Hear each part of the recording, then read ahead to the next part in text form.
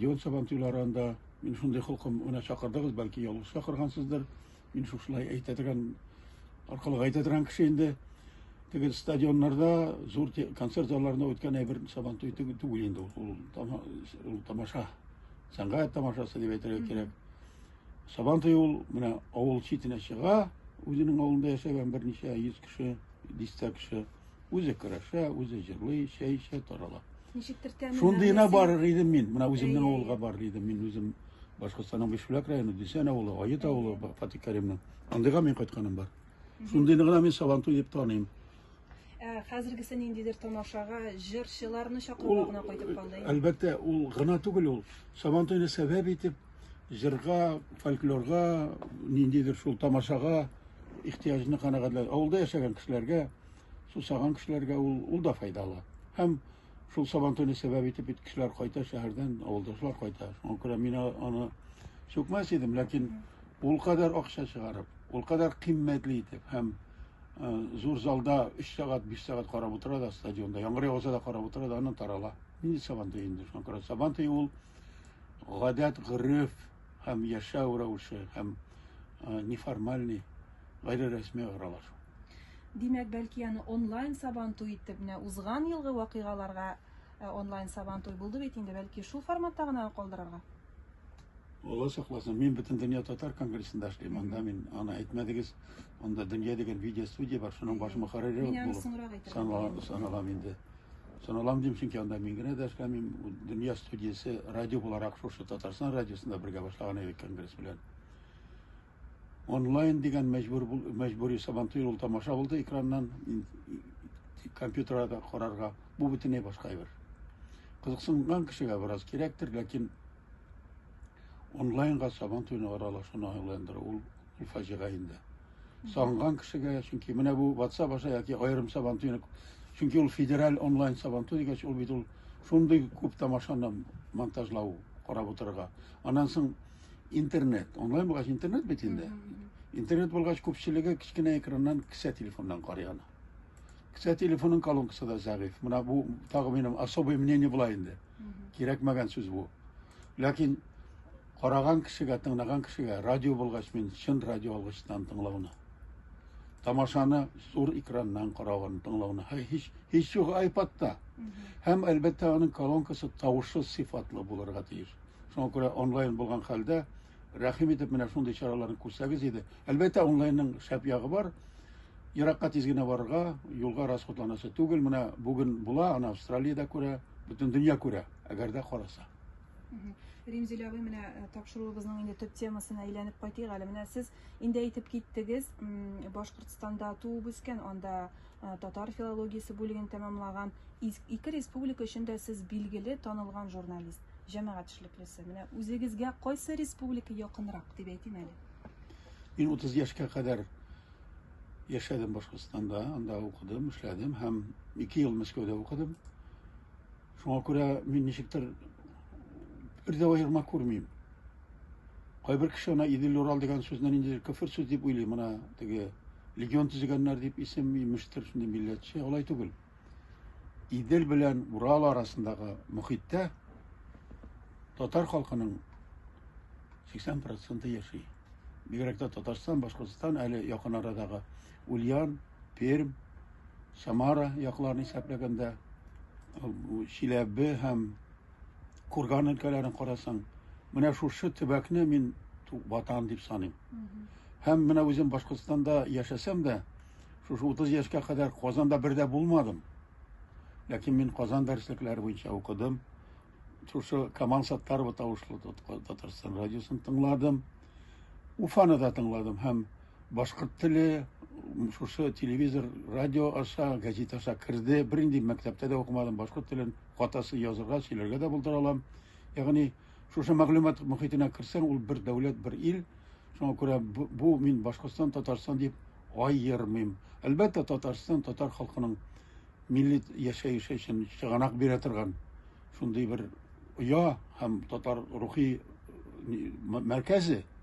Ләкин Башкортстандагы 1 миллионнан артык татар һәм аннан киткән, читкә киткән татарлар һәм бергә яшәгән әле башкорт милләте дә бит Барбыр башкортлар да Казанны да карый, концертында тыңлый, җырында башкара, шуңа күрә шушы ничектер гомумән әле төрки бердәмлек ягында мин. Әле башка төрки халыклар бар. Башкортстан белән Татарстанның шулай ярышып яшәү һәр вакыт булды, төрле көнләшеп тә булгандыр инде. Мин үскән вакытта Башкортстанда Шакиров дигән первый секретарь иде. Башкортстан экономик яктан, социаль яктан шәбрәк иде. Казанны кызгана идек монда урамнарын. Хәзер киресенчәрәк китте. Шуңа күрә мин хәзер Казан белән әлбәттә горурланам һәм беләм Казанның алга китүенең сәбәпләрен беләм. Иштән беләм, хакимият ягыннан да беләм. Һәм шуңа күрә мин горурланам Татарстанның шушындый республика булуы белән һәм Башкортстанның күп татарлы, бай табигатьле ил булуы белән горурланам. Менә соңгы вакытларда барган менә бу бәхәсләргә башкорт теленең төньяк көнбатыш диалекты дигән төшенчәгә ничек карыйсыз мөнәсәбәтегез нинди? Бу сәяси технология. Бу тирәдә хәзер интернетта, яки анда эфирда, телевидениедә әйтешләр бар, рәнҗешләр бар, кай вакытта прокурорларга яза дип әйтәләр. Минемчә, бу ансы ялгыш. Бу әйберне конфликт дип күрсәтү. Хәтта моны мин аналитик әңгәмәләрдә күрәм. Күптән түгел миллиард татарда күрдем. Анда вражда или дружба дигән сүзләр белән. Ну, күпме генә тырышсалар да политтехнологлар да дошманлык юк ул. Халыкта дошманлык юк, аның һәм сәбәбе дә юк. Аллага шөкер дип, пока юк әле аның. Әлбәттә кытыртучылар күп булыр. Моның сәбәбе тирән генә бар. Башкортстанда андагы төп халык башкорт халкы сан ягыннан азрак. Ул инде санала иде мин укыганда 18%, 15-18%, хәзер инде ул 28-гә җиткерелде. Бу каян килеп чыккан беләм мин аның. 50-нче елларда Голос Америкадан әйткәннәр, республикалары бар, башкортлар юк дип. Башка нидә әйтеп. Шуннан соң ЦК партиядан шалтыратканнар. Ахунҗанов дигән минем райондаш бар иде, обком секретаре, анда ул китапта да язып чыгарды моны үзе 20 ел идеолог булган кеше Башкортстанның. Тотынганнар булар. Әнигә без 17-нче гасырда ниндидер башкорт дип язылган районнар бар. Нигә? Давай язабыз. Алар халык үзе белми ул ди, үзем команда бердем ди, Таһир Исмәгыйль Шахмуҗанов ул үзе язучы. Шушы эшкә эшләгәннәр һәм перепись вакытында аны язып әзрәк арттырдылар да, тынычланыр өчен инде шул санны сакларга телиләр һәм арттырырга телиләр. Шуның өчен хәзер бит паспортта юк, кешенең милләтен үзгәртеп булмый. Бу перепись вакытында фальшивый саннар, ялган саннар кертү өчен информацион фон булсын өчен әйтелә ул. Ягъни монда беркемнең дә милләтен үзгәртмиләр һәм әгәр дә берәр авылда яшәүчеләр башка милләт булып язылып, аларга мәктәпләренә, мәдәният учакларына керсә икән, туган тел кермәсә, белсә, монысы начар. Бусы инде шул авылда яшәүчеләрнең, шәһәрдә яшәүчеләрнең ихтыярында. Ягъни бу төп проблеманы, тамырын әле аның үзгәртеп булмый. Мин уйлыйм, алар баш тартмас дип. Һәм моны белеп, һәркем үзенең авылын, үзенең шәһәрен, үзенең канунын, үзенең хукукын якларга тиеш. Мин конституция язылган, мин нинди дин сөйлим, нинди милләтнеке, мин нинди телдә сөйләшим, ул минем ихтыярым. Закон о языках дигән закон бар, федераль закон. Шуның 4-нче маддәсе бар, минем китабымда ул бар. Һәркем үзенең яшәгән төбәгендә дә үз телендә сөйләргә, яшәргә һәм рәсми оборотта яшәтергә була. Ягъни һәр тел, һәр мәдәният, әгәр дә шушы канунның шушы 4-нче маддәсен үтәргә. Ләкин аның өчен белергә кирәк һәм ихтыяр кирәк. Без тыңлаучыларыбызны, укучыларыбызны югалттык дисез. Һәм югалтулар күп дип әйтәсез. Һәм менә моннан чыгу юлларын нишләргә кирәк безгә? Менә әле генә Шунда хәзер бит яшьләрнең башка кыйммәтләр. Беренчедән матди тормыш. Икенчедән интернет. Интернет дигәне шул мобильник карый инде ул. Мобильникның үзегез беләсез, анда нәрсә генә юк. Чынлыкта ул кирәген карамый. Менә күптән түгел иҗтимагый палатаның хисабына сессиядә әйтелде, сезнең радиодан да ишеттем мин аны. Хәзер инде интернеттан килгән мәгълүмат, традицион мәгълүматны, ягъни газет журналлардан, радио телевидениедән килгәнне узып киткән имеш. ышанып бетмим әлбәттә. Чөнки ул интернеттан килгән кайбер теге карап алган приколлар, химиклар да. Яшьләр арасында гынадыр ул бәлки. Яшьләр, ну бәлки уртача яшьләр арасында 95% карамый. Традицион карамый. Ләкин кайтарга кирәк. Актуаль информация белән бердән, оператив информация белән. Менә бүген нәрсә булды? Ул сенсация булмаса да, мәсәлән, менә мин утырам Казанда бүген. Кичә сәгать 6-да 4-тә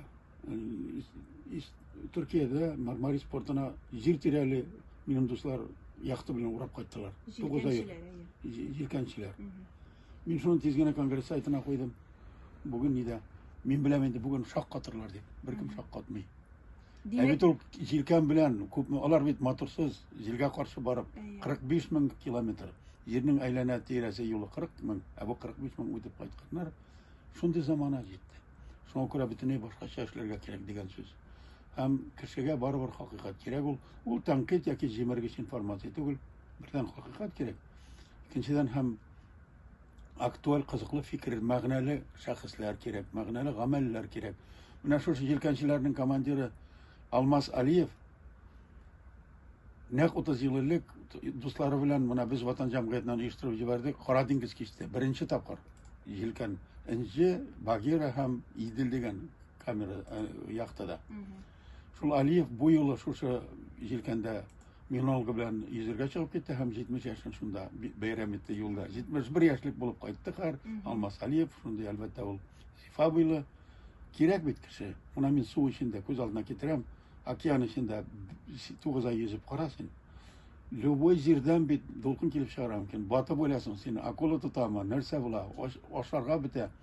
Мискиннәр бул Норд-Ост белән барганда бер җилкән белән татарлар дип Австралия татарларына бардылар. Барып җиттеләр, аларны кабул иттеләр. Барып җиткәнче бөтенесе дә урыслар булып чыктылар. Бу юлы өчесе дә татар киттеләр. Вилсагитов, Илфат Минибаев һәм Алмаз Алиев. Барып җиткәннәр Австралиягә, ярга кертмәделәр. Минемчә тормышның тирән процессларын ул сенсация, ул хакыйкать сенсация бигрәк тә хәзер. Хәзер чөнки бит коммерция нигезендә килә информация бердән. Икенчедән кешедә үзенә кирәк булган практик меркантиль бергәнә белә. Шуңа күрә минемчә була торганы һәм әлбәттә әллә милләтнең Казанлыларның, Татарстанлыларның арасында уйлый торган шәхесләр, күпне белгән кешеләр бар икән, алар көн саен сөйләсен. Менә Эхо Москвадан көн саен особый мнение бирәләр бит. Ягъни экспертлар кирәк. Менә без Татар конгрессында экспертлар төркеме оештырып йөрибез.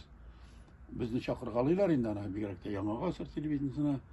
Алар күбрәк булырга тиеш һәм алар иркен итеп, кыю итеп, хакыйкатьне әйтергә тиеш.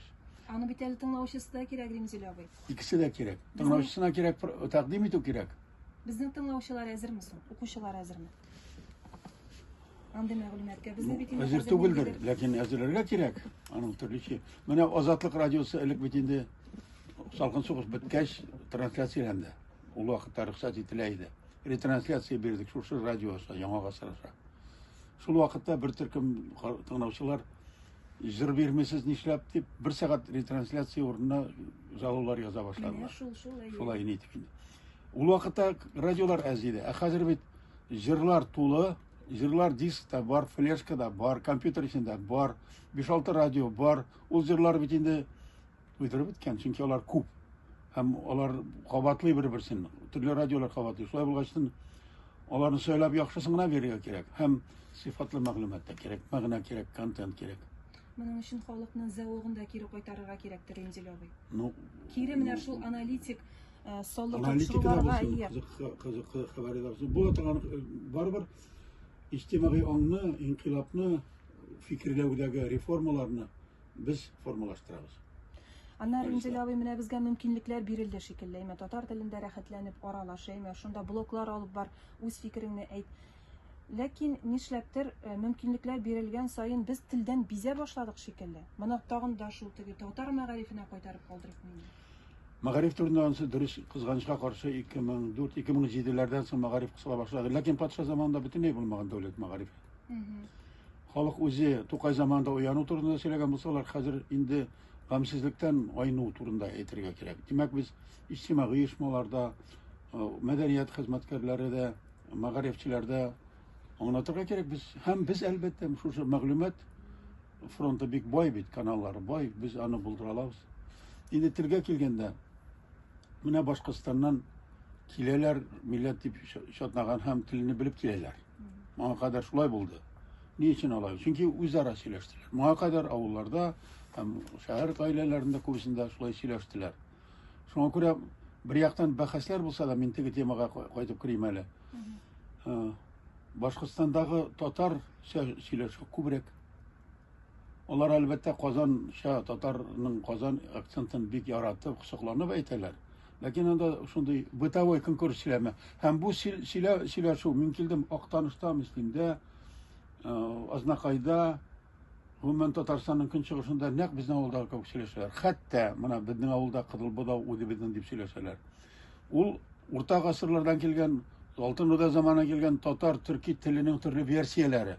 Хәтта башкорт теле үзе дә шушы безнең бабаларның төрле версияләре. Һәм ул табигый хәл. Бу әдәби телне дә беләбез, шушы телне дә беләбез. Шуңа күрә безне кемдер башка тел дип атаса да, мин инде бер яктан әйтәм, теге соравыңны искә төшереп. Кемдер нинди тел дип атаса да, бу безнең телебез. Бу Казанда да, Уфада да, Туймазыда 100 мең татарлы да яңгырый торган тел һәм ул яши торган тел. Аны шушы телне артистлар йөртәләр концертларда, радио, телевидение йөртә, мәгълүмат хәзер һәм кысыла төшкән мәгариф системасы йөртә. Ләкин әле без зарланып, моңаеп утырга тиеш түгел. Беләсезме, балалар каршында йөгездә ТНБ радиосы яңгырап торса, телевидениесе, Болгар радиосы яки башка радиосы, менә миңа Китап радиосы бик ошый, чөнки минем яшьтәге тегесе, аның репертуары шулай ошый бит инде. Гаилә эчендә мәгълүмат мөхите булса, җәмгыятьтә мәгълүматның балансы булса, тел балансы булса, ягъни ике телдә булса, ул юга. Һәм үзен татар дип танаган кеше ул шомарта да ала. Кирәк.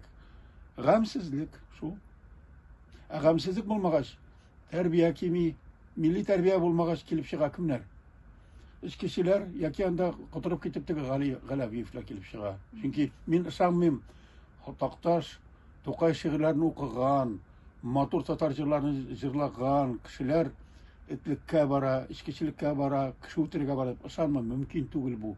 Чөнки ул матур әдәбият, сәнгать белән яхшы зәвыклар, ниндидер милли һәм рухи кыйммәтләр, стандартлар керә.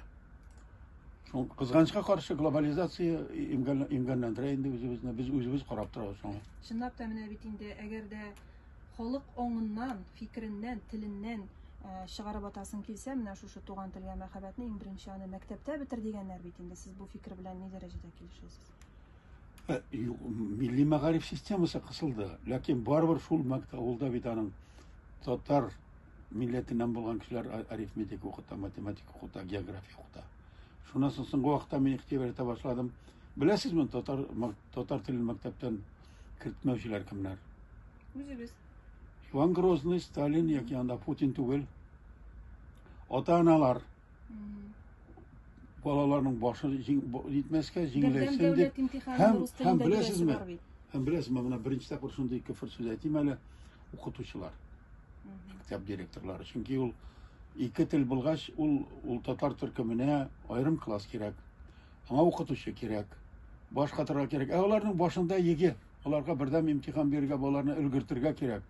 Ул безгә начар билгеләр алырга мөмкин дип әйтәләр дә, укытучылар ата-аналарга әйтәләр, ата-аналар директорга әйтәләр дә, шуннан соң әкрен генә татар авылында, татар шәһәрендә, татар мәхәлләсендә дә була бу хәлләр. Ягъни безнең иң яман милли үз аң хәленең шундый хәлдә булуы һәм культурның җитмәвендә инде. Әлбәттә, инде патша заманындагы кебек булмаса да, без үз ихтыярыбыз белән дә бу шуларны шөгыльләнергә тиеш. Бәлки бөтенләй юк бетә башлагачтан күбрәк уянып китәрбез, кем белә. Хәзергә шамалы хәлләр. Хөрмәтле радио тыңлаучылар, бездә бүген Римзил Вәлиев. Римзил ага тапшыруыбыз менә шундый кысан ул безнең шикләргә кертелгән. Инде аны төгәлләргә дә күп калмады. Менә фикерләрегезне тагын ишетеп калыйк әле. Безнең радио тыңлаучыларга нәрсә әйтер идегез? Бу глобализация дигән нәрсә. Хәзерге җәмгыять, хәзерге менә бу дәүләт эшләре, алар милләтләргә, милли үзенчәлекләргә каршы. Үзегез беләсез, моны Россия Федерациясендә барыбер теге зуррак милләтле, бер генә динле булу яклаган партиялар, төркемнәр бик күп. Һәм әлбәттә мәгълүмат системасы. Бик күп мәгълүмат каналлары килә. Элек без шушы дәүләт радиосын бер генә тыңлагач, икегә укыгач кала идек. Ләкин глобализация ул милләтне коткара. Безнең татар халкы чәчелгән. Пожалуйста, интернетка кер, радио кабыз, телевидение кабыз, кара.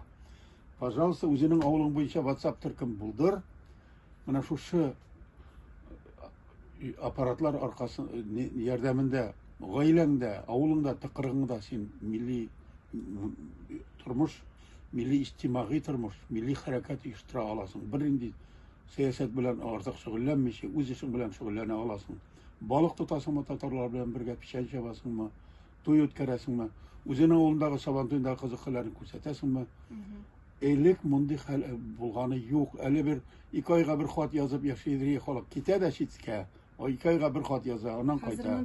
Хәзер күреп тора, минут, сәгать сайын iPad аша.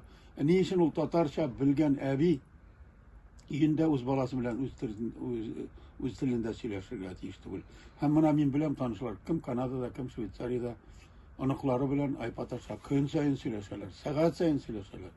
Хәзерге техник мөмкинлекләр һәм информация ресурслар һәм Татарстан тарафыннан тудырылган шушы чаралар, әле шулкадәр күп бюджеттан беләбез, күп салына, шушы радио, телевидение, матбугат, милли эшләргә, нинди милли форумлар үткәреп, булар яшәтергә булдыра ала. Римзил абый, рәхмәт сезгә бик шул менә шундый кыйммәтле фикерләрегез өчен. Әле тагын безнең студияда кунакта чакырырбыз, көтеп калабыз сезне. Бик зур рәхмәт. Бүген безнең белән Римзил Вәлиев булды.